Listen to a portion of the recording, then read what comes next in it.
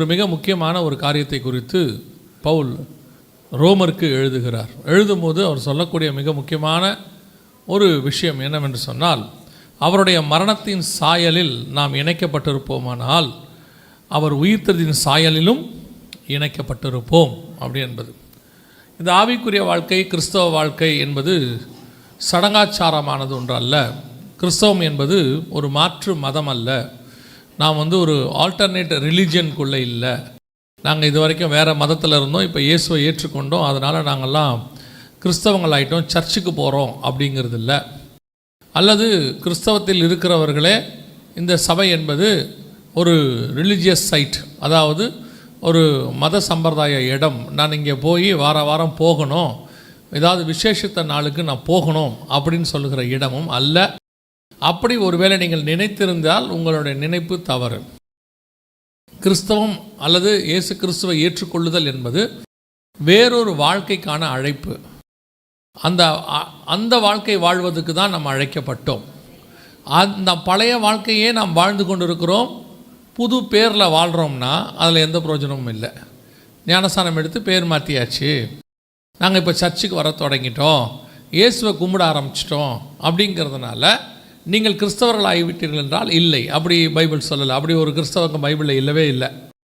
இங்கே எங்கே நாம் மிஸ்டேக் பண்ணுகிறோம், எங்கே நாம் சில காரியங்களை தவற விடுகிறோம் அப்படின்னு சொல்லி பார்த்தா, ஞானஸ்தானம் என்பது அங்கேருந்தே ஆரம்பிக்குது. இந்த மிஸ்டேக் அங்கேருந்தே ஆரம்பிக்கிறது. ஞானஸ்தானம் என்பது கிறிஸ்தவத்தினுடைய ஒரு சடங்காச்சாரமாய் மாறிவிட்டது. அதாவது நீங்கள் கிறிஸ்டின் ஆகிட்டீங்கன்னா ஞானஸ்தானம் கண்டிப்பாக எடுக்கணும், எடுத்தீங்கன்னா தான் நீங்கள் கிறிஸ்டின் அப்படிங்கிறதான ஒரு இடத்துக்கு வந்துட்டோம். ஆனால் உண்மையிலேயே ஞானஸ்தானத்தினுடைய சாயல்னு ஒன்று சொல்கிறார். இந்த இடத்துல அவர் சொல்கிறாரு, அவருடைய மரணத்துக்குள்ளாக்கும் ஞானஸ்தானத்தினாலே கிறிஸ்துவோட கூட நாம் என்ன செய்யப்பட்டோம், அடக்கம் பண்ணப்பட்டோம் அப்படின்னு இருக்குது. அப்போ ஞானஸ்தானம் என்பது எதற்கான ஒரு காரியம் என்னன்னு கேட்டிங்கன்னா சொன்னால், பழைய லைஃப் ஸ்டைல் மொத்தம் முடிஞ்சு, நீங்கள் தண்ணிக்குள்ளே போய் பழைய லைஃப் ஸ்டைல் எல்லாம் முடிஞ்சுட்டு தண்ணிக்கு வெளியே வரும்போது புது லைஃப் ஸ்டைலுக்குள்ளே வரீங்க, புது வாழ்க்கைக்குள்ளே வரீங்க. இப்போ கிறிஸ்து எப்படி சிலுவையில் மரித்து உயிர்த்தெழுந்தார் அப்படின்னு நம்ம சொல்கிறோம் இல்லையா?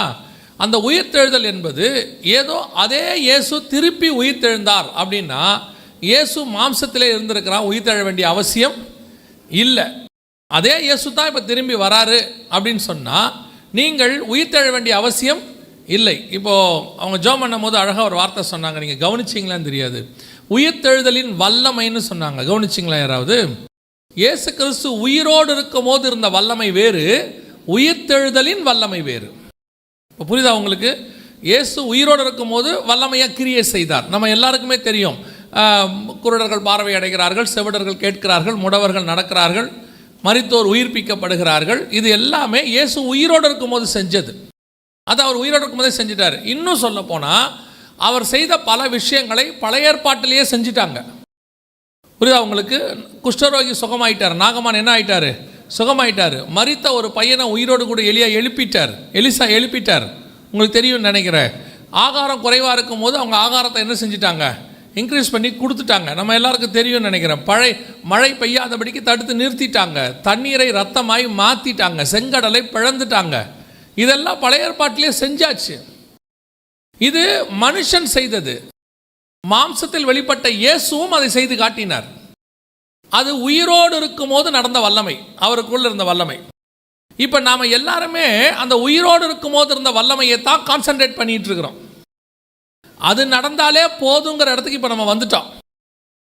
நமக்கு முன்னாடி உள்ள பரிசுத்தவான்கள், போன ஜென்ரேஷன் சொல்கிறப்ப, எங்களுக்கு முன்னாடி உள்ள பரிசுத்தவான்களுடைய அவங்க காலத்தில் நாங்கள் பார்த்ததை சொல்கிறேன், நாங்கள் விசுவாசியாக உட்காந்து பார்த்ததை. இப்போ நடக்கிறத விட பல மடங்கு அற்புதம் நடந்துடும். ரொம்ப சர்வசாதாரணமாக நடக்கும். ஸ்ட்ரெச்சரில் வரவங்களெல்லாம் நடக்க வச்சு கூட்டிகிட்டு போயிடுவாங்க, வீல் சேரில் வரவங்களெல்லாம் நடக்க வச்சு கூட்டிகிட்டு போயிடுவாங்க. அதெல்லாம் எப்போ நடக்குது? சாதாரணமாக இயேசு உயிரோடு கூட இருக்கும்போது நடந்த சம்பவங்கள் தான் இங்கேயும் நடக்குது. அதாவது ஒரு மனுஷன் கிடக்கிறான், 38 வருஷமாக இருக்கான், அவனை படுக்கை எடுத்துக்கொண்டு நட. இப்போ இந்த காலத்தில் அப்படி நடக்குது. அப்படியானால் இதே வல்லமை தான் உயிர்த்தெழுந்த பிறகும் இருக்கிறது என்றால், இயேசு கிறிஸ்துக்கிட்ட இருக்கிறது என்று சொன்னால், அப்போ இருந்த இயேசுவுக்கும் மாம்சத்தில் இருந்த இயேசுவுக்கும் உயிர்த்தெழுந்த இயேசுவுக்கும் என்ன வித்தியாசம்? அவர் மாம்சத்தில் இருந்திருக்கலாமே, ஏன் மரித்து உயிரோடு கூட எழும்பணும்? அதே காரியத்தை தான் இப்போவும் செய்ய போகிறாருன்னா, அப்போ இதுக்கு ஏன் உயிர்த்தெழுதலின் வல்லமைன்னு தனியாக பேர் வைக்கிறாங்க? வாசிங்க, பிலிப்பியருக்கு எழுதின 3ஆம் அதிகாரம் 10வது வசனத்தை வாசிங்க. இப்படி நான் அவரையும் அவருடைய உயிர்த்தெழுதலின் வல்லமை, நல்லா கவனிங்க, பவுலுக்கிட்ட வல்லமை இல்லாமல் இல்லை, அவர் உருமாள்களுக்கே அங்கே வல்லமை இருக்குது. அவர் போய் உற்று பார்த்து தீர்க்க தரிசனம் சொல்றாரு, சுகமாக்குறாரு. அவர் சொல்றாரு, இப்படி நான் அவரையும் அவருடைய உயிர்த்தெழுதலின் வல்லமையையும் அவருடைய பாடுகளின் ஐக்கியத்தையும் அறிகிறதற்கும் அவருடைய மரணத்திற்கொப்பான மரணத்திற்குள்ளாகி எப்படியாயினும் நான் மரித்தோரிலிருந்து உயிரோடு எழுந்திருப்பதற்கு தகுதியாகும்படிக்கும். ரட்சிக்கப்படுவதற்காக எல்லாத்தையும் விட்டுட்டு வரலையாமா? அவர் எதுக்காக எல்லாத்தையும் விட்டாருங்கிறதுக்கான ரீசனை சொல்றாரு. நான் இப்பொழுது இருக்கிற வல்லமையை பார்க்கிலும் வேறொரு வல்லமையை பெற்றுக்கொள்ள விரும்புகிறேன், மேலான வல்லமையை நான் பெற்றுக்கொள்ள விரும்புகிறேன். அந்த மேலான வல்லமையை நான் பெற்றுக்கொள்வதற்காக இப்பொழுது என் கையில் இருக்கிறது எல்லாவற்றையும் நான் விட்டு விடுகிறேன். இன்னைக்கு நாம எந்த இடத்துல நிற்கிறோம்? ஏற்கனவே இருந்த உயிரோடு இருந்த வல்லமை, அதற்கு இப்போ போராட்டமாக இருக்குது. அதுக்கே இப்போ என்னவா இருக்குது?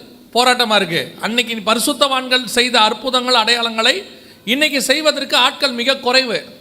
அன்னைக்கு அவங்க சர்வ சாதாரணமாக செய்த எத்தனையோ பெரிய கண்ணா, அன்னைக்குன்னா பைபிள் காலத்தில் சொல்லலை, நமக்கு முன்னாடி உள்ள காலத்தில், ரெய்னார்ட் பாங்கே காலத்தில், அப்புறம் மாரிசலோ காலத்தில், அவங்க காலத்தில் நடந்ததை சொல்கிறேன். அவர்கள் செய்த டிஜிஎஸ் தினகரன் அங்கலாக இருக்கட்டும், இங்கே ஜான் ஜோசப்னு ஒரு தீர்க்கதரிசியாக இருந்தார், அவங்க காலமாக இருக்கட்டும், ஒரு 30-40 வருஷத்துக்கு முன்னாடி அவர்கள் செய்த அந்த மகா பெரியதான காரியங்களை திருப்பி செய்வதற்கே இப்போ ஆள் கிடையாது. குறைஞ்சு போச்சு, இல்லைன்னு சொல்ல, குறைஞ்சு போச்சு. அது உயிரோடு இருக்கும்போது இயேசு செய்தது. உயிர்த்தெழுந்த வல்லமை என்பது வேறு. அதை நாம இன்னும் வரவே இல்லையே, அந்த இடத்துக்கே வரல. அதனுடைய ஸ்டார்டிங் ப்ராசஸ், அதனுடைய ஆரம்ப கட்டம் என்ன அப்படின்னு சொன்னால், நம்ம வாசிச்ச ரோமர் அந்த 6ஆம் அதிகாரத்தில் 5வது வசனம் சொல்லுது, ஆதலால் அவருடைய மரணத்தின் சாயலில் நாம் இணைக்கப்பட்டவர்களானால் அவர் உயிர்த்தெழுதலின் சாயலிலும் முதல்ல எனக்குள்ள என்ன வரும் தெரியுமா? வல்லமைலாம் 2வது வரும். முதல்ல என்ன வரும்? ஆதாமை செய்து முடித்த போதே, செய்ய ஆரம்பிக்கும் போதே, அந்த அவனை செய்யும் போது ஆண்டவர் ஒரு வார்த்தை சொல்றாரு, இவனை தேவ சாயலிலும் தேவ ரூபத்திலும் படைக்கிறார். அது 1ஆம் அதிகாரம் 26 28 வரைக்கும் நீங்க வாசிச்சீங்கன்னா, மனுஷனை உண்டாக்கும் போதே தேவ சாயலிலும் தேவ ரூபத்திலும் உண்டாக்குகிறார். அப்போ படைக்கும் போதே ப்ராசஸே ஏதோ ஒரு மாடல், இந்த மாதிரி செய்யணும் அப்படிங்கிறது தான் ஸ்டார்டிங் பாயிண்ட். அப்போ இந்த இடத்துல உயிர்த்தெழுதல் அப்படிங்கிற ஒரு புது கான்செப்ட் வரும்போது, முதல்ல நம்ம சாயல் நம்ம பார்க்கறதுக்கு எப்படி இருக்கிறோம்? இயேசு கிறிஸ்துவுக்குள்ளாக மரித்துட்டோம். ஞானஸ்தானத்தில் மரிச்சாச்சு, தண்ணியை விட்டு வெளியே வரோம். வெளியே வரும்போது வசனம் சொல்லுது, புது மனுஷன் வரானாமா, அடக்கம் பண்ணப்பட்டு அவரோடு கூட உயிர்த்தெழுதலில் பங்கடைகிறோம். அப்போ பங்கடையும் போது எனக்குள் ஒரு மாற்றம் ஏற்பட்டு எனக்குள் ஒரு சாயல் வருகிறது. அது என்ன சாயல்? கிறிஸ்து உயிர்த்தெழும் போது என்ன சாயல் வருமோ அந்த சாயல் எனக்கு ஞானஸ்தானத்திலிருந்து வர தொடங்கி விடுகிறது. நான் சொல்றது புரியுதா? இயேசு மாம்சத்தில் இருந்த மாதிரி நான் மாம்சத்தில் ஆகணுன்ற அவசியம் இல்லை. நீங்க பார்த்துருப்பீங்கன்னு நினைக்கிறேன், ஒரு சினிமா நடிகன் பார்த்தா அவனை மாதிரியே என்ன செய்வாங்க, இவங்களும் அவனை மாதிரியே மாறுவாங்க, முடி வெட்டுவாங்க, அவனை மாதிரியே மீசை வச்சுப்பாங்க, எல்லாம் செய்வாங்க. இப்போ ஒரு அரசியல்வாதியை பார்த்தா அவரை மாதிரியே இவங்களும் செய்வாங்க. இப்போ கிறிஸ்துவோடு கூட உயிர்த்தெழும்போது அந்த சாயல், எந்த சாயல்? எனக்கு யாரோட மாடலை நான் இருக்கிறேங்கிறது ரொம்ப முக்கியம். சினிமா நடிகர் சாயல், அரசியல்வாதி சாயல் போய் இன்னைக்கு கிறிஸ்தவ உலகத்திலேயே சாயல் வந்துருச்சு. சரி, இப்போ நான் கிறிஸ்துவின் சாயல் நான் என்ன? எனக்கு தெரிஞ்ச இயேசுவின் சாயல் என்ன அப்படின்னு கேட்டால், அவரை மாதிரி நீளமாக முடி வளர்த்துக்கிட்டு, தாடி வளர்த்துக்கிட்டு, அப்படியே ஒரு பாவம் போல் முகத்தை வச்சுக்கிட்டு, ஏன்னா வரைஞ்ச இயேசு அப்படி தான் இருக்கிறார். நீங்கள் படத்தில் வரைஞ்சிருக்கிற இயேசு அப்படி தான் இருக்கிறார். அப்படி நீங்கள் பார்த்தபோது இப்போ நீங்கள் எந்த மாதிரி மாற விரும்புகிறீங்க? இயேசுவின் சாயலுக்கு ஒப்பாய் மாற விரும்புகிறேன்னா, இந்த மாதிரி தான் வரணுமா? இல்லை, இந்த சாயல் இல்லை. வசனம் தெளிவாக சொல்லுது, மாம்சத்தில் இருந்த இயேசு கிறிஸ்துவின் சாயல் அல்ல, வெளியரங்கமான அடையாளம் அல்ல. நீங்க வெளியரங்கமா இந்த பூமியில யார மாதிரியுமே மாறாதீங்க, அவசியமே இல்லை. நான் சொல்லக்கூடாது உலக மனுஷனை இல்லை, ஆவிக்குரியவர்களை கூட இவரை மாதிரி வரணுங்க, இவரை மாதிரி. சிலர் சொல்லுவாங்க என்கிட்ட வந்து, அவரை மாதிரி பாடணுங்க. நான் சொல்ல வேணாம், அவரை விட நல்லா பாடுங்க. அவர் இப்போ நல்லா பாடிட்டு இருக்காருல்ல, இப்போ நீங்கள் என்ன செய்யுங்க, அவரை விட நல்லா பாடுங்க. ஏன் அவரை மாதிரி? அவர் தான் ஒருத்தர் இருக்கிறாரு. மோசே மாதிரி வரணும். மோசே தான் வந்துட்டாரு, நீங்க வேற. ஒரு மோசே தான் பைபிளில், ஒரு யோசுவா தான் பைபிளில், ஒரு பேதுரு தான், ஒரு பவுல் தான். அதே மாதிரி நீங்க ஒருத்தர் தான். உங்க சாயல் ஒன்று இருக்கு. உங்க சாயல் எது? கிறிஸ்துவின் சாயலுக்கு ஒப்பான சாயல். மாம்சத்தில் வந்த இயேசு கிறிஸ்துவின் சாயல் அல்ல. திருப்பியும் சொல்றேன், மாம்சத்தில் வந்த இயேசு கிறிஸ்துவினுடைய சாயல் அல்ல, உயிர்த்தெழுதலின் சாயலை அடையும்படிக்கு.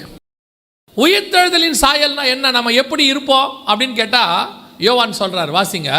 1 யோவான் 3ஆம் அதிகாரம் 2வது வசனம் வாசிங்க. பிரியமானவர்களே, இப்பொழுது தேவனுடைய பிள்ளைகளாய் இருக்கிறோம். இப்ப நம்ம எப்படி இருக்கிறோம்? ஏற்றுக்கொண்டவர் எத்தனை பேரோ அத்தனை பேரும் தேவனுடைய பிள்ளைகளாகும்படிக்கு அதிகாரம் கொடுத்தார். இப்பொழுது நாம் பிள்ளைகளாக இருக்கிறோம். இனி எவ்விதமாய் இருப்போம் என்று இன்னும் வெளிப்படவில்லை.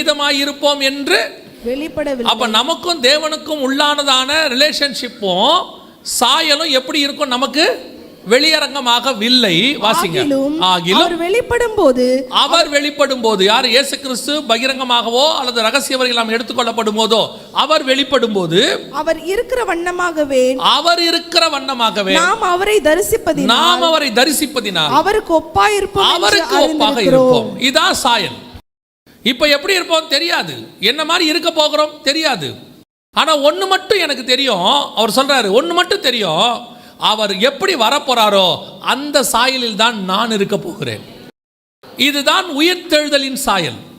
இயேசு உயிர்த்தெழுந்து எப்படி பரலோகத்துக்கு போனாரோ அப்படியே வருவார் என்று அப்போஸ்தலர் நடபடிகள் 1ஆம் அதிகாரத்தில் நம்ம வாசிக்கிறோம், 6 முதல் 9 வசனத்தில். அப்போ இயேசு உயிர்த்தெழுந்த போது எப்படி இருந்தாரு?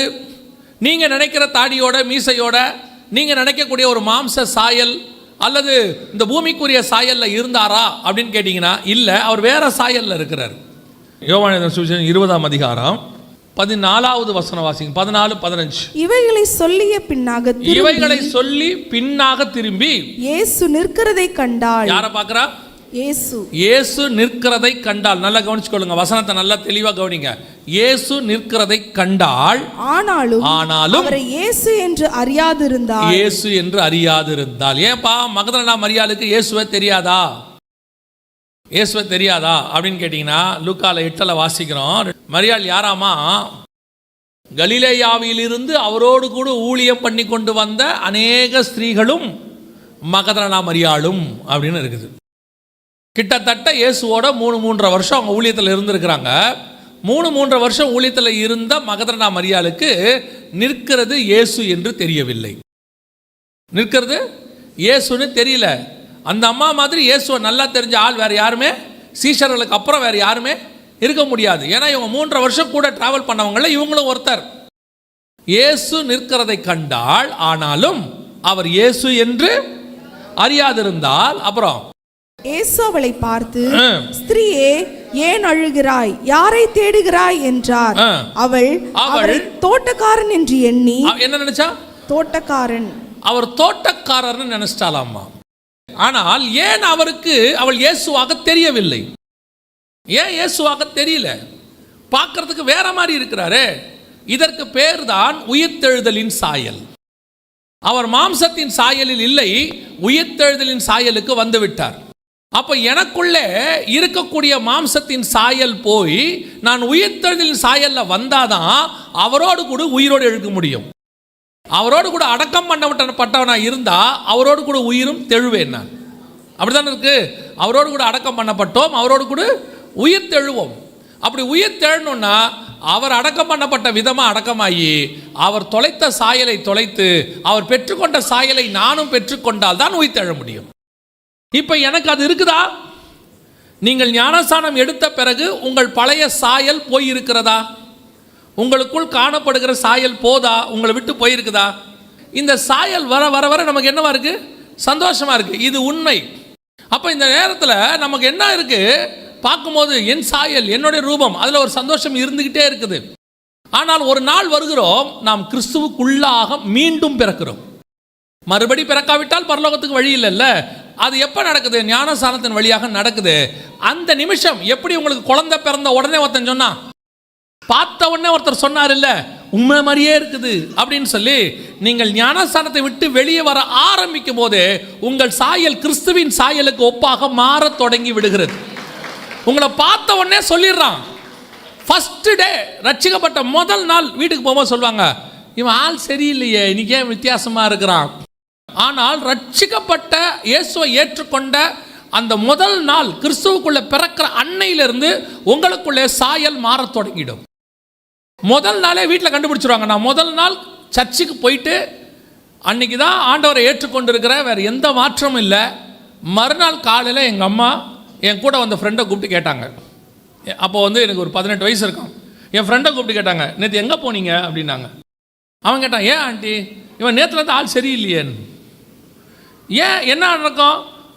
வீட்டுக்கு நான் வந்ததே 8:30-9 மணிக்கு தான். வந்த உடனே அந்த ஆண்டவருக்குள்ளாக ஏற்படுத்த ஒரு மாற்றம், ஒரு வசனம் மைண்டில் ஓடிக்கிட்டே இருக்குது. நான் சாப்பிடும் போதும் எனக்கு அது ஓடுது, எனக்கு எதுவுமே தெரில, சாப்பிட்டேன், தூங்கிட்டேன். எனக்கு இப்போ மிக முக்கியமான பழக்கம் என்னென்னா, காலையில் தூங்கி எழுந்த உடனே பாட்டு கேட்பேன், சினிமா பாட்டு கேட்பேன். தூங்கி எழுந்த உடனே பல்லு விளக்க போகும்போதே, அப்போல்லாம் கேசட்டு தான், டிவிடிலாம் கிடையாது, கேசட்டு தான் இருக்கும். ஒரு 60 கேசட்டு 90 கேசட்டுன்னு சொல்லுவாங்க. அந்த கேசட்டை போட்டுட்டு தான் பல்லே விளக்க போவேன். எந்திரிச்ச உடனே எங்கிட்ட ஒரு 100, 150, 200 கேசட் இருக்கும். ஒரு ஷெல்ஃபே வச்சுருந்தேன்.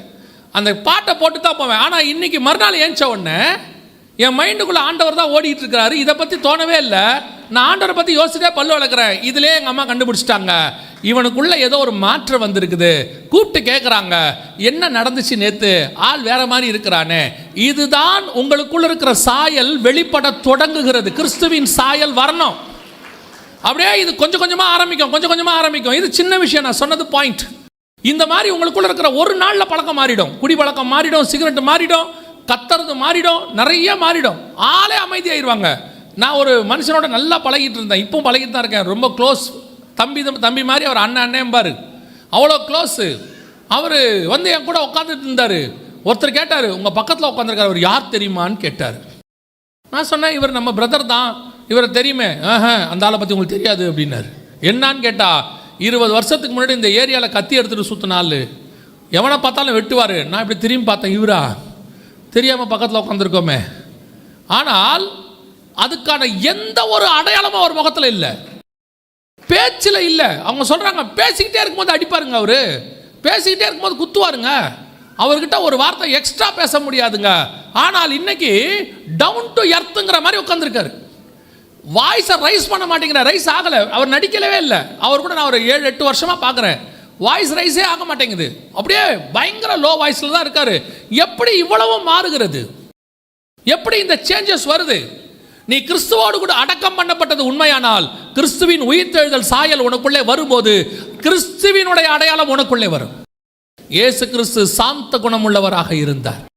அவர் அதிகாரம் உடையவராய் பேசினார், ஆனால் தாழ்மையின் ரூபத்தில் இருந்தார். இந்த சாயல் வரணும். வருதா? அதுதான் கொஸ்டின். அது ஏதாவது வருதா? இயேசுவை ஏற்றுக்கிட்டோன்னு சொல்கிறோமே, நம்ம சாயலை வீடு பார்க்குதா? ஃபஸ்ட்டு வீடு தான் பார்க்கணும். சர்ச்சிலேருந்து போனால் அந்த பைபிளை வைக்கிறதுலேயே ஒரு ஒழுங்கு இருக்குது.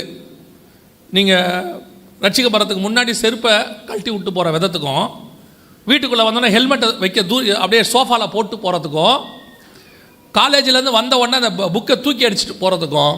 ஆனால் சர்ச்சுக்கு போயிட்டு ஆண்டவரை ஏற்றுக்கொண்டு வரும்போது நான் சொல்கிறேன், இதெல்லாம் சாதாரணமாக வர வேண்டிய மாற்றம். எப்படி வரும் தெரியுமா? வரும்போதே அதை ஒரு ஒழுங்கோடு கூட நீங்கள் வைக்கிறதை பார்க்க முடியும். ஒரு மாற்றம் உங்களுக்குள்ளே வரும். அதை நீங்களாக மாற்றுறதில்ல, உங்களுக்குள்ள இருக்கிற கிறிஸ்துவின் சாயல். ஏன்னா இப்போ அவர் அப்பாவாயிட்டாரு, அவர் அம்மாவாயிட்டாரு. ஒன்று அவர் சாயல் தான் உங்களுக்குள்ளே வர முடியும், வேற சாயல் வரவே வராது. வருதா? உங்களுக்குள்ள அது காணப்படுதா? உங்கள் கணவர் பார்க்குறாரா? மனைவி பார்க்குறாங்களா? உங்கள் பெற்றோர் பார்க்குறாங்களா? அவர்கள் ரட்சிக்கப்படுவது நீங்கள் மாறி இருக்கிற சாயலை வைத்து தான் நடக்கும்.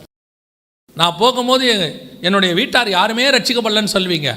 என் கணவர், அவங்க மாமியார் யாருமே ரட்சிக்கப்படல.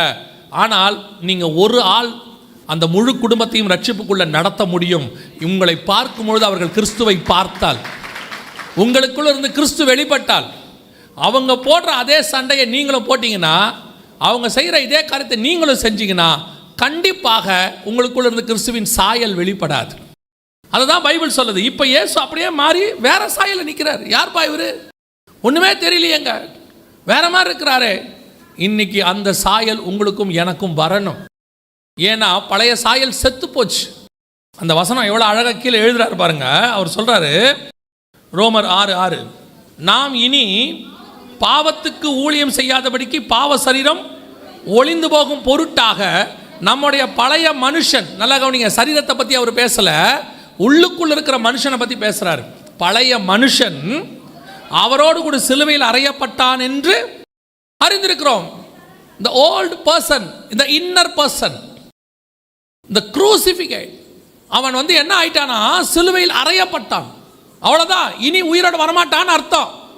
நினைச்சா கூட வரமாட்டான். நீங்கள் போய் எத்தனையோ பேரை அடக்கம் பண்ணுறீங்க. ஒரு சிலரெல்லாம் அவங்க இருந்தால் நல்லா இருக்கும்னு தோணுது, இன்னும் கொஞ்ச நாள் இருந்தால் நல்லா இருக்குமே அப்படின்ட்டு. நீங்கள் என்ன நினச்சாலும் திரும்பி வருவாங்களா? வரப்போகிறது இல்லை தானே. அது சின்ன வயசோ அல்லது வயசானவங்களோ கொஞ்சம் ஆசைப்படுறோம், இவர் இன்னும் கொஞ்சம் காலம் தான் நல்லா இருந்திருக்குமே.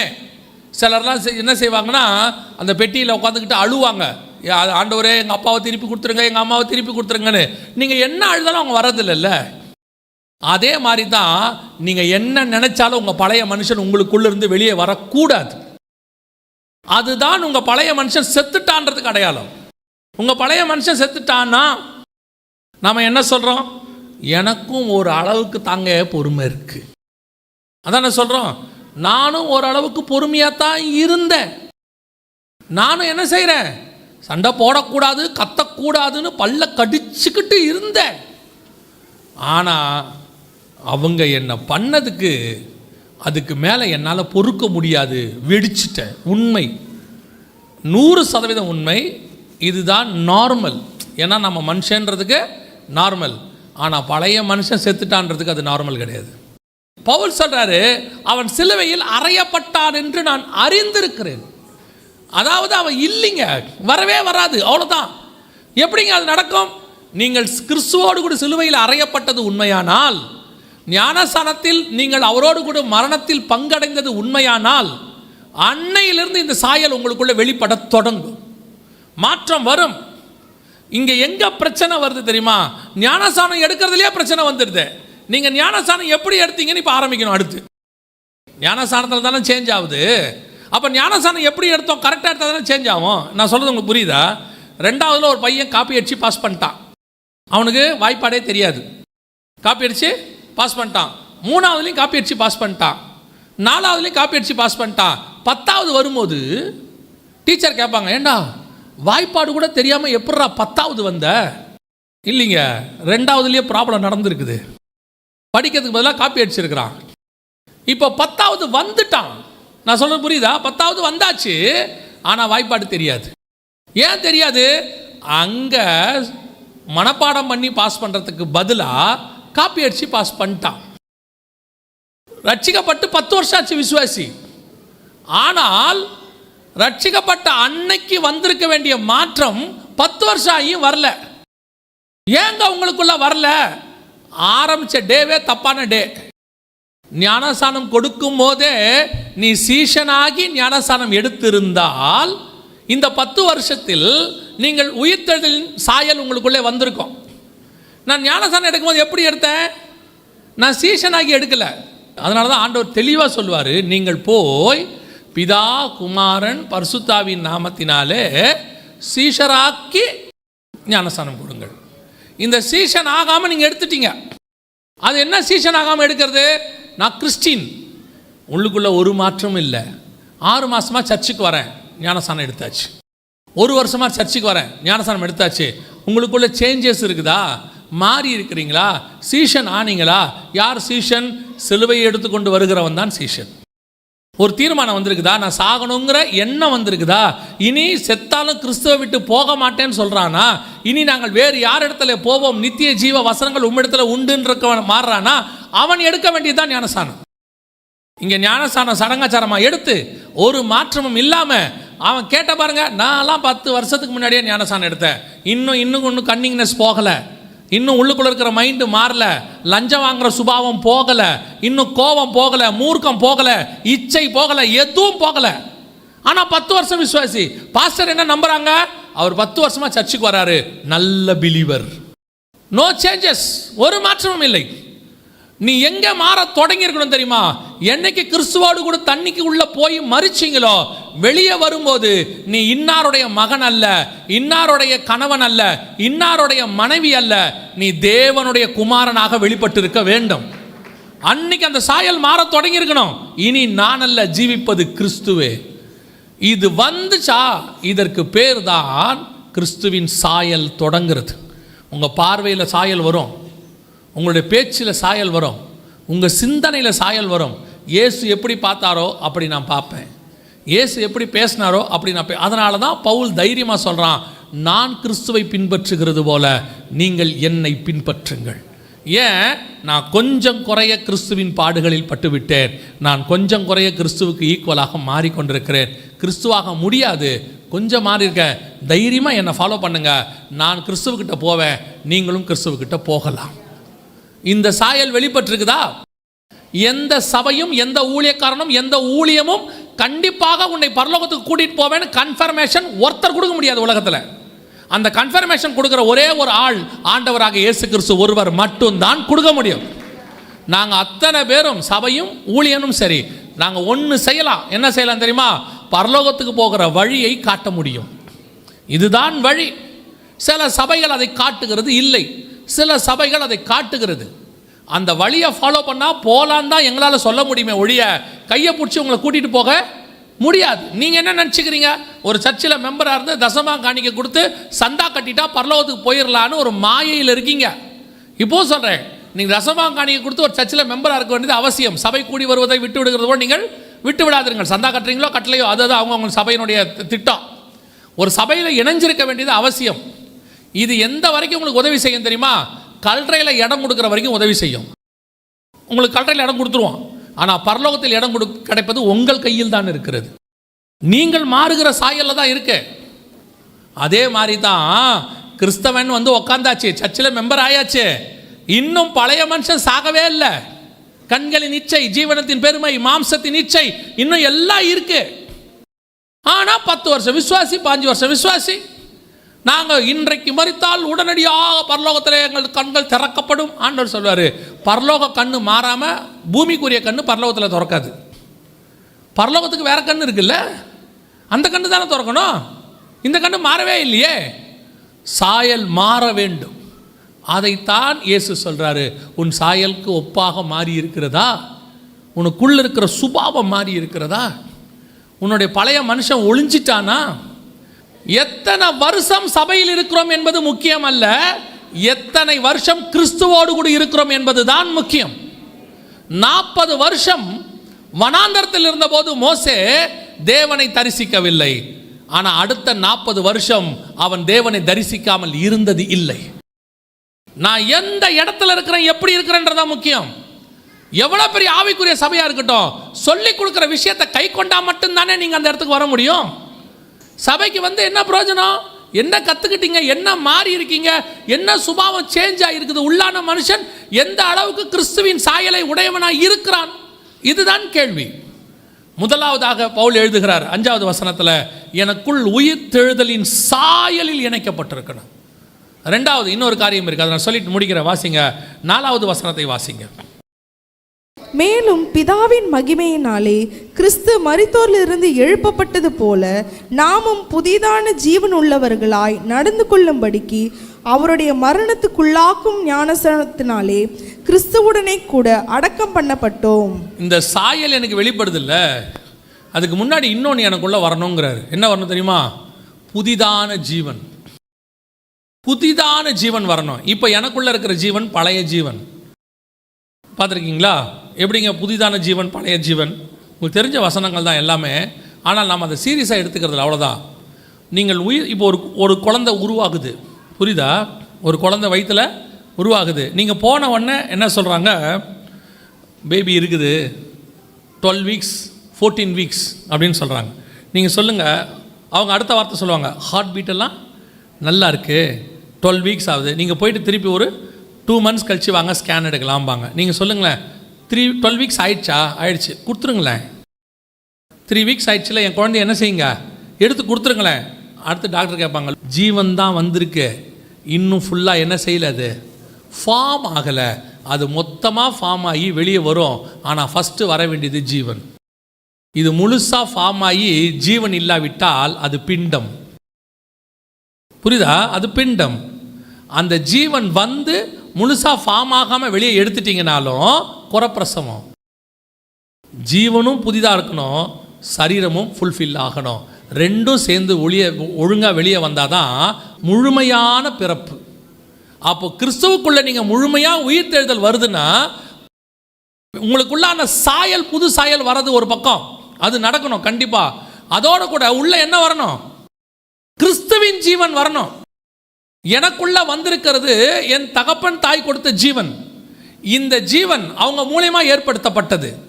இந்த ஜீவன் இருக்குது இல்லையா, இந்த சரீரத்துக்குரிய ஜீவன், இது ஒரு நாள் 70 80 பலத்தின் மிகுதினால் 80 இந்த பழைய ஜீவன் கண்டிப்பாக போகும். எனக்குள்ள பழைய ஜீவன் இந்த சரீரத்துக்குரியது என்ன செய்யும்? போகும். மாம்சத்தின் உயிர் எதில் இருக்கு? ரத்தத்தில் இருக்கிறது.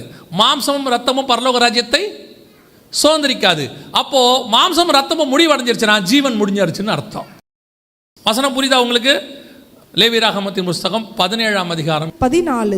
சகல மாம்சத்துக்கும் இரத்தம் உயிராயிருக்கிறது, இரத்தம் ஜீவனுக்கு சமானம். ஆகையால் எந்த மாம்சத்தின் இரத்தத்தையும் புசிக்க வேண்டாம்.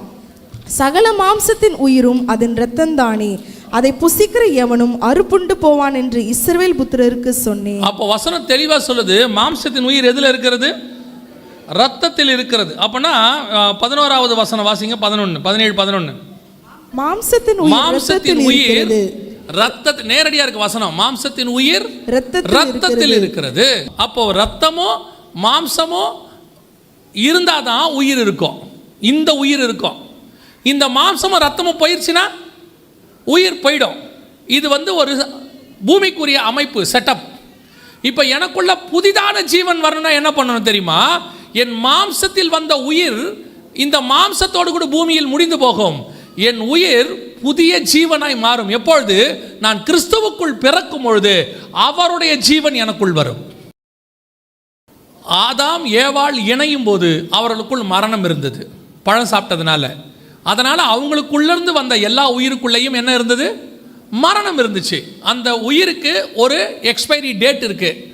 ஆதாம் காலத்தில் 900, அப்புறம் ஏபேர் காலத்தில், சேம் காலத்தில் 400, ஏபேர் காலத்தில் 200, அப்புறம் நோவா காலத்தில் 120, அதற்கு பிறகு ஆபிரகாம் காலத்துக்கு முன்னே மோசே கிட்ட சொல்லிட்டார் 120, அப்புறம் மோசே கிட்ட சொன்னார் 70, பலத்தின் மிகுதினால் 80. எக்ஸ்பைரி டேட் இருக்கு. இது என் தாய் தகப்பன் வழியாக வந்த ஜீவன் எனக்கு. அதுவும் தேவன் கொடுத்தது தான். இது தேவன் கொடுக்கல, தேவன் கொடுத்தது தான். ஆனால் இப்போ கிறிஸ்து உனக்குள்ளே வரும்போது, நீங்கள் கிறிஸ்துவுக்குள்ளே பிறக்கும் பொழுது உங்களுக்கு ஒரு புதிதான ஜீவன் வரும். இதுக்கு எக்ஸ்பைரி டேட்டே கிடையாது. இந்த ஜீவன் நித்திய ஜீவன். அப்போ இந்த புதிதான ஜீவனுக்கும் பழைய ஜீவனுக்கும் என்னங்க வித்தியாசம்? வெரி சிம்பிள், ரொம்ப சிம்பிள். இப்போ உங்களுக்கு நான் ஒரு எக்ஸாம்பிள் சொன்னால் உங்களுக்கு புரிஞ்சிடும். உங்களுக்கு ஒரு ஃபீஸ் கட்டுறதுக்கு 10 நாள் டைம் இருக்குது. நீங்கள் எப்படி இருப்பீங்க? 1 மாதம் இருக்குது, எப்படி இருப்பீங்க? ரிலாக்ஸாக இருப்பீங்க. இன்னைக்கு 10 மணிக்குள்ளே கட்டணும், பணம் இல்லை, எப்படி இருப்பீங்க? பரபரப்பாக இருப்பீங்க. கட்டணும் கட்டணும், அப்படியே ஒரு அர்ஜென்ட்டாக இருப்பீங்க. 80 வயசுக்குள்ளே உயிர் முடிய போதே, அப்போ நீங்கள் எப்படி இருப்பீங்க? பரபரப்பாக இருப்பீங்க. இதுக்குள்ளேயே இதை செஞ்சிடணும், 50 வயசுக்குள்ளே இதை செஞ்சிடணும், 28 வயசுக்குள்ளே கல்யாணம் பண்ணிடணும். ஆமாம் தானே? பரபரப்பு இருக்கா இல்லையா? பொண்ணுக்கு 25 தாண்டிடுச்சுன்னா உங்களுக்கு பக்குன்னு இருக்குல்ல. அடுத்து 40 50க்குள்ளே ஒரு வீடு கட்டிடணும். ஒரு அர்ஜென்ட் இருக்குல்ல. 58க்குள்ளே செட்டில் ஆயிடணும். அந்த வேலையை முடிக்கிறதுக்குள்ள நம்ம என்ன செஞ்சிடணும்? லைஃப்பில் செட்டில் ஆகி ஒரு வீடு கட்டி 60க்கு மேலே என்ன பண்ணுவீங்க? ஈஸி சேர் போட்டு வாசலில் உட்காந்து பேரப்பிள்ளைகளோட விளையாடணும். இப்படின்னு ஒரு செட்டப் இருக்குல்ல. அது இந்த ஜீவனுக்குரிய செட்டப். புதிதான ஜீவன் ஒன்று வருதில்ல, அது எதை பற்றியுமே கவலைப்படாது. அது வேறொன்றை குறித்து கவலைப்படும். எனக்கொன்று நியமிக்கப்பட்டிருக்கிறது, அதை நான் வாஞ்சையாய் தொடர்கிறேன். நான் சீக்கிரம் அங்கே போகணும். அதுக்கு அர்ஜென்ட் படும்.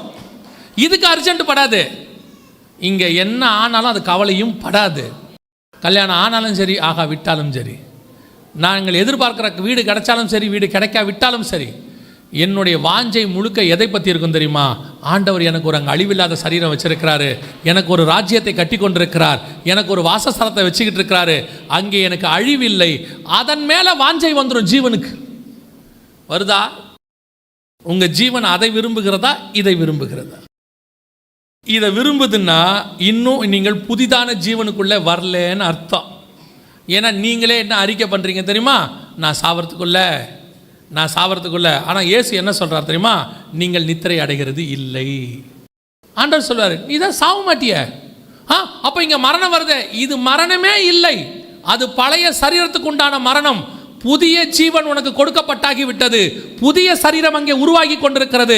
உன்னை கொண்டு போய் அந்த புதிய சரீரத்தில் வைக்க வேண்டிய நேரம் ஃபார்ம் ஆயிடுச்சுன்னா, பாடி ஃபார்ம் ஆயிடுச்சுன்னா, எப்படி பிள்ளைய வெளியே எடுத்துருவோமோ அதே மாதிரி நமக்குரியது அங்கே ஃபார்ம் ஆயிடுச்சுன்னா கர்த்தர் வெளியே எடுத்து கொண்டு போய் அங்கே வச்சிருவார். அங்கே ஆணும் இல்லை, பெண்ணும் இல்லை, கொள்வினை இல்லை, கொடுப்பினை இல்லை. அந்த உலகம் வேறொரு உலகம். அதை வாஞ்சிக்கிறோமா? அதனால தான் பவுல் சொல்கிறாரு, நான் உன்னை பார்த்துட்டேன், அதை நான் வாஞ்சையாய் தொடருகிறேன். உண்மையாய் பரலோகத்தை பார்த்தவன் எவனும் பூமியில் எது மேலேயும் ஆசைப்படவே மாட்டான். அவனுக்கு பூமி மேலே ஆசை வரவே வராது. ஏன் வராது தெரியுமா? அவன் பார்த்தது இது எல்லாத்த விட இந்த பூமி கிட்டத்தட்ட நம்ம கணக்குக்கு ஜீவன்கள் உருவாகி 6000 வருஷம் ஆயிடுச்சு. நாசமாய் கிடக்கு பூமி. 6000 வருஷமாக பூமி எப்படி இருக்குது? நாசமாக இருக்குது. இந்த நாசமான பூமியோட கம்பேர் பண்ணிங்கன்னா பரலோகம் லட்சம் கோடி மடங்கு, ட்ரில்லியன் மடங்கு பெருசு.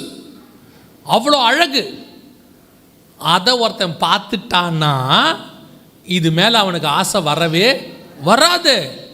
நான் பரலோகத்தை பார்த்தேன், பிதாவை பார்த்தேன், இயேசுவை பார்த்தேன்னு சொல்லிவிட்டு இங்கே ஒரு கிரவுண்டு பார்த்தேன், நான் வாங்க வேண்டியது அவசியமாக இருக்கிறது, இந்த கிரவுண்டை நீங்கள் வாங்குவதற்கு ஜெபம் பண்ணுங்கன்னா, இவன் கிரவுண்டை மட்டும்தான் பார்த்தவன், பிதாவை பார்த்தவன் கிடையாது. நான் இயேசுவை பார்த்தவன் கிடையாது. இயேசுவை பார்த்தவனுக்கு இந்த கிரவுண்டு மேலே ஆசை வராது. அப்போ கிரவுண்டு தேவையில்லையா? தேவைப்பட்டால் பூமியும் அது நிறைவும் கர்த்தருடையது. நமக்கு 6க்கு 4 ரெடி பண்ணி வச்ச ஆண்டவர் 60க்கு 40 ரெடி பண்ண மாட்டாரா? இன்னைக்கு 6க்கு 4 ரெடியாக இருக்குல்ல, 60க்கு 40 கொடுத்துட்டு போகிறாரு, 600க்கு 400 வேணும்னா கொடுத்துட்டு போகிறாரு. ஆனால் என்னுடைய பார்வை எதை நோக்கி இருக்கும் தெரியுமா? தேவனை நோக்கி இருக்கும். என்னுடைய வாஞ்சை அதை நோக்கி தான் இருக்கும். அதை தான் நான் வாஞ்சையாய் தொடருகிறேன் என்று எனக்கு ஒன்று நியமிக்கப்பட்டிருக்கிறது. ஏன்? அழிவுள்ளதான இது அழியாமையையும், சாவுக்கு ஏதுவான இது சாவாமையும் தரித்து கொள்ளும். அதை நோக்கித்தான் நான் ஓடிக்கிட்டு இருக்கிறேன். இப்போ யோசிச்சு பாருங்க, நீங்கள் ஒரு வாடகை வீட்டை இருக்கீங்க, அது ஒரு நல்ல ஒரு சாதாரண வீடு, சிங்கிள் பெட்ரூம் வீடுன்னு வச்சுக்கோங்க. நீங்கள் இருக்கீங்க, இங்கே எல்லா வசதியும் இருக்குது. சிங்கிள் பெட்ரூமில் கணவர் சொல்கிறார் உங்ககிட்ட அம்மா, உனக்காக நான் பாண்டிச்சேரிக்கு வெளியே அவுட்டரில் நல்ல 4 கிரவுண்டில் ஒரு வீடு கட்டிக்கிட்டு இருக்கிறேன், சுற்றி தோட்டம் வச்சுருக்கிறேன், ஸ்விம்மிங் பூல் போட்டிருக்கிறேன், உள்ளுக்குள்ளே எல்லாமே வெளிநாட்டிலேருந்து கொண்டு வந்திருக்கிறேன். இந்த அம்மா கேட்கும், எப்போ என்னை கூட்டின்னு போய் காட்டுவீங்க? இப்போ அவர் சொல்வார், உன் பர்த்டே அன்னைக்கு கட்டி முடிச்சுடுவோம், அதுக்குள்ளே கூட்டிகிட்டு போய் காட்டுறேன். இப்போ உங்களுடைய வாஞ்சையெல்லாம் எது மேலே இருக்கும்?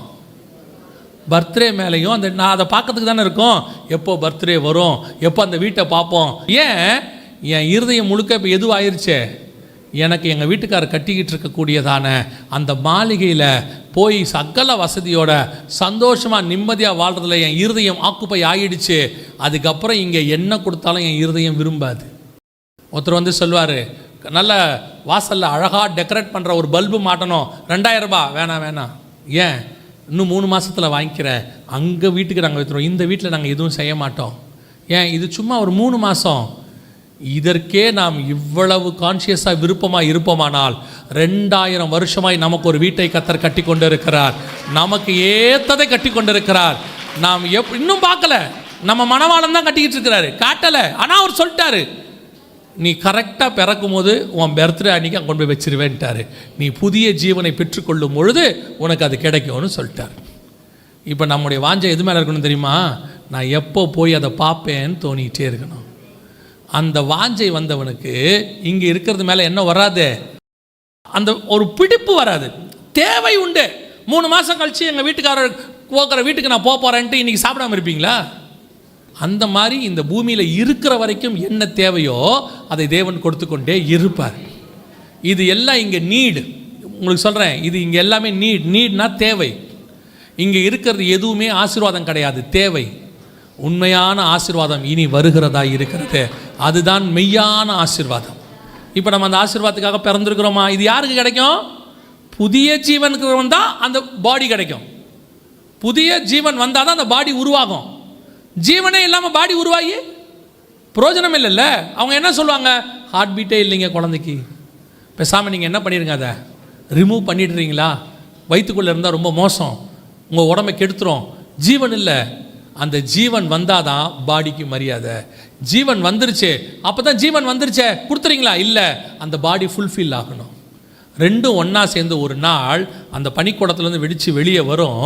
அப்பொழுது பார்க்குறதுக்கு அந்த தகப்பனுடைய தாயோடைய சாயல் இருக்கும். அதே மாதிரி தான் நீங்களும் நானும் புதிய ஜீவனையும் புதிய சாயலையும் அடைந்து கிறிஸ்துவுக்குள்ளாக பிறந்து வெளியே வரும்போது அந்த தகப்பனின் சாயல் நமக்குள்ளே காணப்படும். இப்போ நம்ம ஆயத்தமாக இருக்கிறோமா அதுக்கு? இது உங்களுக்குள்ளே வந்திருக்குதா? இன்னும் பழைய சாயல் மேலேயே தான் ஆசை இருக்குதா? இன்னும் அதே தான் வாஞ்சிக்கிறீங்களா? அவரை மாதிரி பணக்காரனாகணும், இவரை மாதிரி கோடீஸ்வரனாகணும், அவரை மாதிரி வீடு கட்டணும், இதே மாதிரி ஒரு காரு வாங்கணும், அதே மாதிரி ஒரு சர்ச்சு கட்டணும், அதே மாதிரி ஒரு கிரவுண்டு வாங்கணும், இதே மாதிரி ஒரு தோட்டம் போடணும், அந்த மாதிரி ஒரு ட்ரெஸ்ஸு வாங்கிடணும், சாகரத்துக்குள்ளே எப்படியாவது சிவப்பு கல் வச்சு ஒரு கம்மல் போட்டுடணும், சாகரத்துக்குள்ளே ஒரு செல்ஃபோன் வாங்கிடணும். இன்னும் உனக்கு பழைய சாயல் இருக்கு.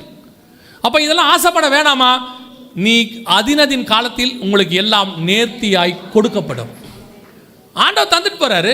நீங்கள் குழந்தையாக இருக்கும்போது உங்களுக்கு கொடுக்குறவங்களாம் என்ன கவுன் கொடுத்தாங்க, என்ன சட்டை கொடுத்தாங்க? யாராவது கொண்டு வந்து 44 சைஸ் கொடுத்தாங்களா உங்களுக்கு? உங்களை பார்க்க வந்தவங்க யாராவது 44 சட்டை கொடுத்தாங்களா? கொடுக்கல. அவங்களுக்கு தெரியும் தானே இந்த குழந்தைக்கு இதை போட்டால் சரியாக இருக்கும்னு கொடுத்தாங்க. கொஞ்சம் சின்னதாக இருக்கும், இல்லை கொஞ்சம் பெருசாக இருக்கும், அவ்வளோதான். அப்போது உங்களுக்கு சட்டை கொடுத்த ஆண்டவர் இப்போ நீங்கள் 42 44 சைஸ் போடுறீங்க. இப்போ வரைக்கும் சட்டை கொடுத்துருக்கிறாரா இல்லையா? ஒரு இவ்வளவு கொடுக்க தெரிஞ்ச ஆண்டவருக்கு பரலோகத்திலும் உங்களுக்கு எல்லாவற்றையும் கொடுக்க தெரியும், பூமியிலையும் எல்லாம் கொடுக்க தெரியும். உங்களுக்கு இன்ன தேவை என்பதை உங்கள் பரமபிதா முன்பே அறிந்திருக்கிறார். நான் தைரியமாக நின்று சாட்சி சொல்வேன். இந்த ஊழியத்துக்கு நான் வரும்போது கோலும் கையுமாய் கூட அல்ல, வெறும் கையாய்த்தான் வந்தேன். வேலையை விட்டுட்டு வரும் பொழுது எனக்கு ஒரு மக இருக்கிறா, வந்தேன். ஆண்டவர் சொன்னார், நீ போ, நான் பார்த்துக்கிறேன்னு சொன்னார். திருப்பி ஆண்டவரை கேட்டேன், ஆண்டவரே நான் வாங்குகிற சம்பளத்தில் பாதியாவது எனக்கு கிடைக்கணுமே, குடும்பத்தை நடத்தணுமே. ஆண்டவர் சொன்ன, நீ போ, நான் பார்த்துக்கிறேன். உங்களுக்கு தெரியுமா, 11 மாதம் எனக்கு ஊழியம் கிடையாது. 11 மாதம் எனக்கு ஊழியம் கிடையாது. ஆண்டவர் சொன்னார், நீ போய் ஜெபம் பண்ணுன்னு சொன்னார். ஆனால் 11 மாதம் கர்த்தர் என்னை போஷித்தார். ஆண்டவர் எங்கிட்ட சொன்ன ஒன்றே ஒன்று தான், யாருக்கிட்டையும் கேட்கக்கூடாது, எதுவும் செய்யக்கூடாது, முழங்கால் போட்டு ஜெபம் பண்ணணும், அதை மட்டும்தான் நீ செய்யணும். ஒருத்தர்கிட்ட வாய் திறந்து கேட்டதே கிடையாது, முழங்கால் போட்டு மட்டும்தான் ஜெபம் பண்ணுவோம். ஆனால் கர்த்தர் எல்லாவற்றையும் இந்த 20 ஆண்டு காலம் ஊழியத்தில் நேர்த்தியாய் நடத்தி கொண்டு வருவதற்கு வல்லமை உள்ளவர். நான் வெறும் கையாய் வந்தேன், எனக்கு என்ன தேவையோ அதை கர்த்தர் எனக்கு கொடுத்துருக்கிறார். அதே மாதிரி தான் உங்கள் ஒவ்வொருத்தருடைய வாழ்க்கைக்கு என்ன தேவையோ அதை பரலோகம் கரெக்டாக கொடுக்கும். பக்கத்து வீட்டுக்காரனை பார்த்து ஆசைப்படாதீங்க, அவர் பிஎம்டபிள்யூவில் போகிறாரு, நமக்கும் ஒரு பிஎம்டபிள்யூ இருந்தால் நல்லா இருக்குமே. ஆண்டவர் சொல்வார், பிஎம்டபிள்யூ நல்லா இருக்கும், பெட்ரோல் போட முடியுமா உன்னால் நிம்மதியாக தூங்க முடியுமா? பிஎம்டபிள்யூ வச்சுருக்கிறவர் அதுக்கேற்ற வீடு வச்சுருக்கிறார், அதுக்கேற்ற மாதிரி பொருளாதாரம் அவர்கிட்ட கரெக்டாக இருக்குது. அவர் கடனில் வாங்குறாரோ எப்படியோ வாங்குறாரோ, ஆனால் உங்களுக்கு எனக்கும் பைக் கொடுத்துருக்கிறாரு. ஆனால் நிம்மதியாக தூங்குறோமா இல்லையா? அதினதின் காலத்தில் பரலோகம் தேவைகளை சந்திக்கும். என்ன தேவையோ அதை ஆண்டவர் கொடுப்பார். ஆனால் என்னுடைய தேவை என்ன தெரியுமா? எனக்கொன்று நியமிக்கப்பட்டிருக்கிறது, அதை நான் வாஞ்சையாய் தொடர்கிறேன். அல்லேலூயா. நாம் ஜெபிக்க போகிறோம். உயிர்த்தெழுதலின் சாயலும் உயிர்த்தெழுதலுடைய ஜீவனும் நமக்குள் வர வேண்டும். இது 2 இருந்தால் தான் கர்த்தர் விரும்புகிறதான புதிய வாழ்க்கை உங்களுக்கு கிடைக்கும். இல்லைனா நீங்கள் பழைய மனுஷன்தான், நீங்கள் பழைய காரியத்தை தான் செய்து கொண்டிருப்பீர்கள். நாம் ஜெபம் பண்ண போகிறோம். எழுந்திருக்கலாமா நம்ம எல்லோரும்? உங்கள் பழைய மனுஷன் அடக்கம் பண்ணப்பட்டிருக்கிறானா? இப்போ உங்களுக்குள்ள கிறிஸ்துவின் சாயலோடு கூட புது மனுஷன் இருக்கிறானா? இல்லை நீங்கள் பிறந்ததுலேருந்து இருக்கிற ஜென்ம சுபாவம் உங்களை விட்டு போகலையா? அதை அட்வான்டேஜாக எடுக்காதீங்க. கொஞ்சம் பேர் அதை அட்வான்டேஜாக எடுக்கிறாங்க. அது என் கூட பிறந்ததுலேருந்து வந்துச்சு, அது எனக்கு மாறாது, அதுதான் என் குவாலிட்டி, அதான் என் யூனிக்னஸ், அதுதான் என் அடையாளம், நான் இப்படித்தான் எங்கள் வீட்டிலேருந்தே சொல்லுவாங்க. அப்படின்னா நீ இன்னும் பழைய மனுஷன் சாகாமல் இருக்கான்னு அர்த்தம். சிலர் கோவத்தை கூட அட்வான்டேஜாக பேசுறது. எனக்கு பட்டுன்னு கோவம் வந்துடும், இதை எங்கள் வீட்லேயே சொல்லுவாங்க அப்படின்னு நீங்கள் பெருமையாக சொல்கிறீங்கன்னா you are in the wrong position.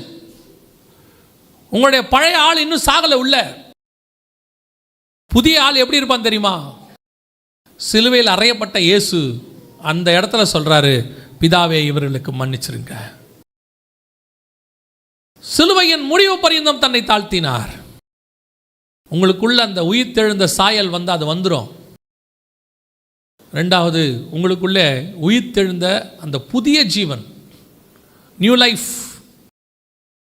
உன் பழைய லைஃப் எதை விரும்போ? இந்த உலகத்தில் இருக்கக்கூடிய எல்லாருடையதான ஃபார்முலா. இத்தனை வயசில் இதை பண்ணணும், இத்தனை வயசில் இப்படி போகணும், ஓடணும், 70 பலத்தின் மிகுதினால் 80 நான் செத்துறணும் அப்படிங்கிறது நீங்கள் பிறக்கும் போதுலேருந்து உங்களுக்கு இருக்கிற ஃபார்முலா. ஆனால் புதிய மனுஷனுக்கு, அந்த புதிய ஜீவனுக்கு அது இல்லை ஃபார்முலா.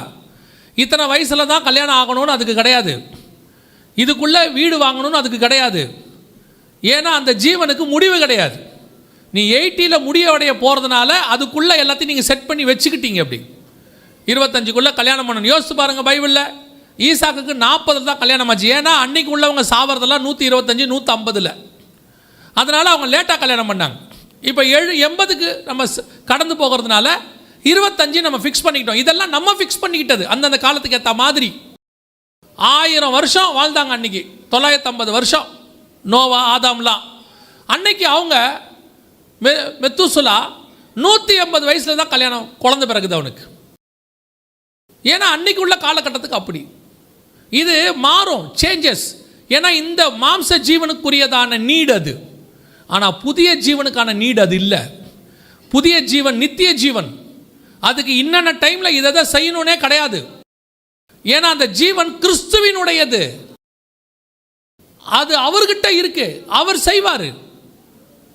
அந்த ஜீவனுக்குரிய தேவை மாம்சத்துக்குரிய தேவை கிடையாது. அது பரலோகத்தின் தேவை, ஹெவன்லி. இந்த இப்போ நீங்கள் நீடுன்னு சொல்கிறது எல்லாம் பூமிக்குரியது தான். அது கல்யாணமோ வேலையோ வீடோ எல்லாம் 70 பலத்தின் மிகுதினால் 80 எல்லாத்தையும் விட்டுட்டு நீங்கள் போயிடுவீங்க. ஏன்னா இந்த ஜீவனுக்கான தேடுதல் அது, தேவை அது. ஆனால் புதிய ஜீவனுக்கான தேடல் பரலோகத்தில் இருக்கு. அதை நீங்கள் பூமியில் இதை தேடுற மாதிரி தேடக்கூடாது. அது வேற. ஆண்டவர்கிட்ட கேளுங்க, ஆண்டவரே அந்த ஜீவனுக்கு என்ன தேவைப்படும்? நியூ லைஃப், அதுக்கு என்ன தேவைப்படும்? இந்த பூமிக்குரிய லைஃபுக்கு மனைவி தேவை, கண்டிப்பாக கணவன் தேவை. தனிமையாக இருப்பது நல்லதல்ல. இந்த பூமிக்குரிய லைஃபுக்கு வாழ்கிறதுக்கு ஏதோ ஒரு இடம் வேணும். பூமிக்குரிய தேவைக்கு ட்ரெஸ்ஸு வேணும். பூமிக்குரிய லைஃபுக்கு சாப்பாடு வேணும். இல்லைனா லைஃப் போயிடும், செத்து போயிடுவோம். அது இந்த பூமிக்குரிய லைஃப். புதிய லைஃப் ஒன்று வந்திருக்குதுல்ல உள்ள, கிறிஸ்துவுக்குள்ளே பிறந்து நம்ம நியூ லைஃப், ஹெவன்லி லைஃப்குள்ளே வந்தோம்ல, அதுக்கு என்ன தேவைன்னு பார்க்கணும். அதை தேட ஆரம்பிச்சிட்டிங்க, அதுக்கு பின்னாடி நீங்கள் போக ஆரம்பிச்சிட்டிங்கன்னா நீங்கள் பரலோகத்தை நோக்கி பிரயாணம் பண்ண தொடங்கிட்டீங்க. நித்திய ஜீவன் உங்களுக்குள்ளே வர தொடங்கிருச்சுன்னு அர்த்தம்.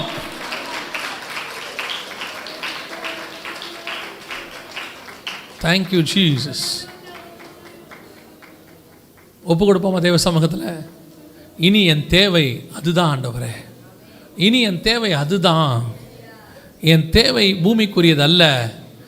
இந்த தேவையை நீங்கள் ரொம்ப ஈஸியாக சந்திச்சிருவீங்க. குருவிகளுக்கே செய்கிறீங்க, நரிகளுக்கே குழி உண்டு.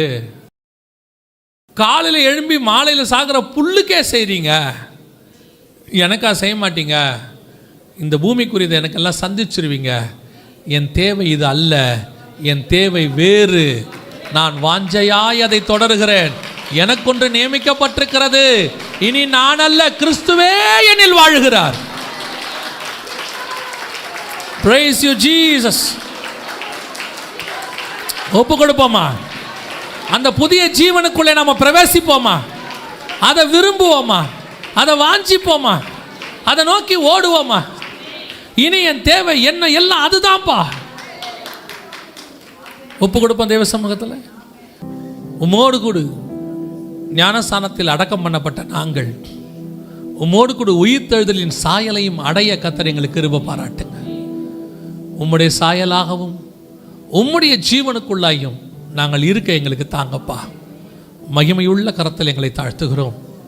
அத்தனை பேரும் நித்திய ஜீவனை சுதந்திரிக்கிற சபையாக, பழைய ஜீவனோட குறைவுள்ள ஜீவனோடு கூட ஒருத்தரும் இராதபடி அத்தனை பேரும் நித்திய ஜீவனுக்குள் பிரவேசிக்க கிருபை பாராட்டும்.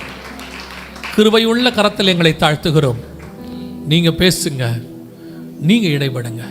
எங்கள் ஆண்டவர் இயேசுவின் நாமத்தில் பிதாவே.